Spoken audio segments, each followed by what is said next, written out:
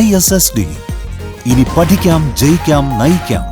ഇത് യാതൊരു പ്രതികാര നടപടികളും ഉണ്ടാവില്ല. വിദ്യാർത്ഥി നേതാക്കന്മാരുടെ പേരിൽ കേസുകൾ ഒന്നും എടുക്കില്ല.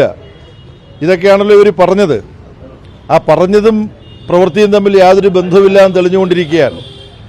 രാജ്യത്തെ കള്ളം പറഞ്ഞ് പറ്റിക്കാമെന്നാണ് മോഡിയും അമിത്ഷായും എല്ലാം കൂടി തീരുമാനിച്ചിരിക്കുന്നത്. പാർലമെന്റ് സെഷൻ നടന്നുകൊണ്ടിരിക്കുമ്പോഴാണ്, ജനപ്രതിനിധികളെല്ലാം ഡൽഹിയിലുള്ളപ്പോഴാണ് ഇത്ര വലിയ ക്രിമിനൽ കുറ്റം ആണിവർ കാണിച്ചിരിക്കുന്നത്. ഇപ്പോൾ സഖാവ് ജോൺ ബ്രിട്ടാസിൽ നിന്ന് ഞാൻ മനസ്സിലാക്കിയ വിവരം, ഐഡന്റിറ്റി ഇല്ലാത്ത, പോലീസ് വേഷത്തിലല്ലാത്ത ആളുകൾ വന്നിട്ടാണ് യഥാർത്ഥത്തിൽ സോനം വാങ്ചുക്കിനെ എങ്ങനെയാണോ സമരസ്ഥലത്ത് നിന്നും തട്ടിക്കൊണ്ടുപോയത്, അതുപോലെ ഐഷി ഘോഷിനെ പാർട്ടി ഓഫീസിൽ നിന്ന് തട്ടിക്കൊണ്ടുപോകാനുള്ളൊരു പദ്ധതിയാണ് മോഡിയും അമിത്ഷായും ഡൽഹി പോലീസും കൂടെ ചേർത്ത് തയ്യാറാക്കിയതെന്ന് വേണം അനുമാനിക്കാൻ. ഇതൊന്നും വിജയിക്കാൻ പോകുന്നില്ല. വിപരീതകാലെ വിനാശബുദ്ധി എന്ന് പ്രസിദ്ധമായിട്ടുള്ളൊരു ചൊല്ലുണ്ട്. ഇതാണ് മോഡിയുടെയും അമിത്ഷായുടെയും ഈ പിത്തലാട്ടങ്ങൾ കാണുമ്പോൾ ഒരു പ്രതികരണം എന്ന നിലയിൽ പറയാനുള്ളത്.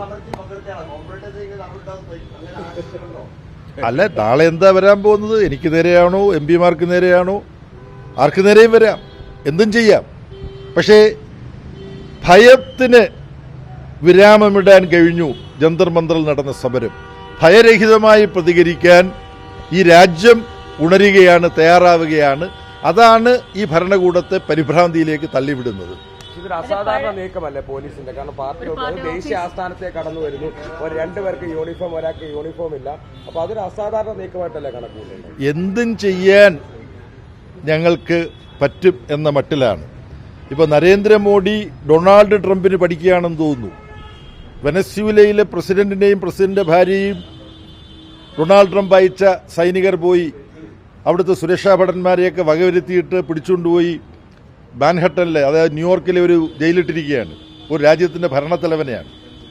ഇറാനിലെ ഭരണ നേതൃത്വത്തിൽപ്പെട്ട ഒരുപാട് ആളുകളെ അമേരിക്ക ഇസ്രയേലുമായി ചേർന്ന് ആക്രമിച്ച് കൊലപ്പെടുത്തുകയുണ്ടായി ഇറാനിൽ. അതിന്റെ ഒരു ചെറിയ പതിപ്പ് പ്രതിപക്ഷത്തിൽപ്പെട്ടവരെല്ലാം ഈ ഡൊണാൾഡ് ട്രംപിന്റെ മാതൃകയിൽ, ഡൊണാൾഡ് ട്രംപ് അമേരിക്കയിൽ ചെയ്യുന്നത് പോലെയും ലോകത്തെ പല രാജ്യങ്ങളിൽ ചെയ്യുന്നത് പോലെയും ഇന്ത്യയിലെ വിവിധ സംസ്ഥാനങ്ങളിൽ ഈ കടന്നാക്രമണം നടത്തുന്നുണ്ട്.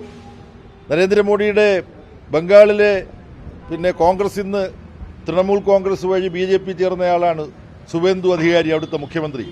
അയാൾ ഇതുപോലെ ബുൾഡോസർ ഇറക്കിയിട്ട് ജനങ്ങൾക്കെതിരെ യുദ്ധപ്രഖ്യാപനം നടത്തിയിരിക്കുകയാണ്. അതുപോലെ പല സംസ്ഥാനങ്ങളിലും നടക്കുന്നുണ്ട്.